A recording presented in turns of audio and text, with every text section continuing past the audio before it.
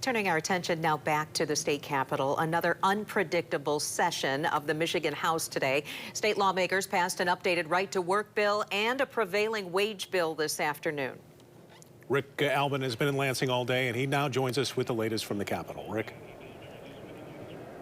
Well, the very latest is that the House just adjourned. The Senate's been gone for a while, and one of the things that makes it so difficult to cover this new legislature is the pace at which they work. They send out agendas to let reporters and others know what's going to happen in the following day, but very often those agendas aren't complete. For example, there were at least 3 agendas yesterday sent out for the House, and even at that, there were many more bills that came over in the lower chamber today.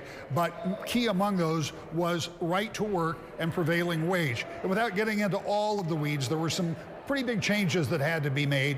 One of the House bills that had gone from the Senate back to the House had to be recalled by the Senate to change some language in it.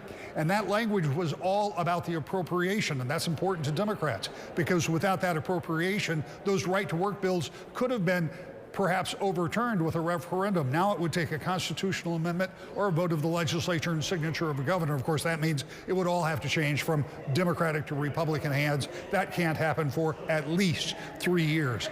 And of course, there were other things that came up today. The repeal, and this doesn't sound like a really big deal, but it was an action item for Democrats. The repeal of grading schools with an A through F system. Democrats said that it was unfair and unnecessary. Republicans said it was a good way for parents to be able to judge schools against one another. In the end, it passed along party lines. Actually, a few Republicans did cross over on that one. And just to be very clear about that, that is the way the state grades schools, not the way schools grade your kids.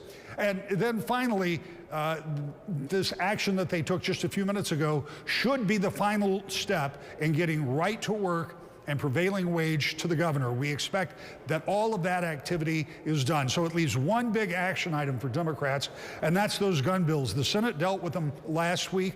The House, I was prepared to tell you, probably wouldn't do it until after spring break, but a good source told me in the last few minutes that they believe the House will kick them out of judiciary in the morning, bring them to the floor tomorrow afternoon. That means the Senate could act on those bills on Thursday.